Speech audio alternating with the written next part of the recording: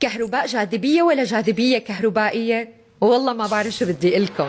المهم انه حديثنا اليوم عن موهبة كبيرة كتير وثروة حقيقية بعالم التغيير، ومن المغرب العربي وانطلاقا لكل العالم، وتحدي لأكبر مدن الاختراع اليابان. اليابان بلد الاختراعات بتتوجه لتكريم ابن المغرب العظيم. شو ممكن يكون هالاختراع يلي سرق اهتمام وتركيز كتير من الدول يلي كان هدفها الأوحد استثمار وتمويل هالمشروع؟ ولكن هل من المعقول أنه الجاذبية الأرضية تتحول لطاقة كهربائية؟ ويا ترى شو نفعها للبشرية؟ كل هالتفاصيل رح تعرفوها معي بهالخبرية. قدر وتمكن الشاب المبدع فؤاد فقيري من تحدي جميع الظروف وصولا للاختراع الأعظم بتاريخ البشرية، ويلي من خلاله قدر يولد طاقة كهربائية بتعتمد على الطاقة الجاذبية، المنافس الأقوى في تاريخ الطاقات البديلة.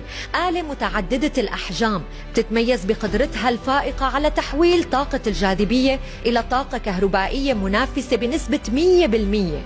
هلأ صار فينا نقول وداعا للطاقة الشمسية اللي ما بتتجاوز توليدها لطاقة الكهرباء بنسبة 25%، وألف سلامة للطاقة الريحية ال 30%، ويلي اعتمادها الأول والأخير على الظروف المناخية.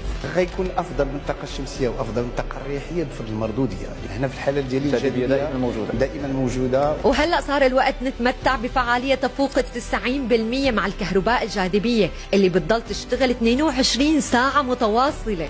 تم الاكتشاف عن هالاختراع بالمعرض الدولي للاختراعات وورد جينيوس كونفنسون اللي نظم بالعاصمة اليابانية طوكيو ليكون ابن المغرب الوجهة الحقيقية للنجاح، بتفوقه على مخترعين من حوالي 15 دولة منافسة. ومثل ما بتعرفوا كل ما الإنسان اتطور بتزيد عليه العين، يعني بوقت التعب والجهد ما حدا شايف، ولكن بوقت الحصاد الكل بده يشارك. ويلي صار انه المنافسة ولعت بين الدول، والشاطر بده يتبنى المشروع، منهم اليابان، سويسرا والكويت كمان. ولكن برغم الكم الهائل من العقبات إلا أنه قدر يكمل الطريق اللي بدأ فيه بعيدا عن أي دعم خارجي. وطبعا تمكن من الحصول على براءة اختراع في المغرب. وأما الجائزة الأخيرة اللي حصل عليها فقيري فكانت بطوكيو، وهي الجائزة كانت حافز معنوي وقوي.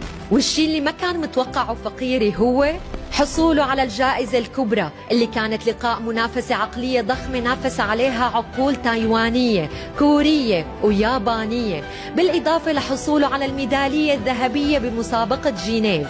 الشيء الأكيد اللي ما لازم يغيب عني وعنك وعن كل شخص عنده هدف هو انه لحظة النجاح مع كل الفخر يلي بتحمله ما بتولد الا من رحم التعب والتحدي ومخاض الصمود والمواجهة، وصولا لهاللحظة يلي ما في كلام بيوصف قيمتها.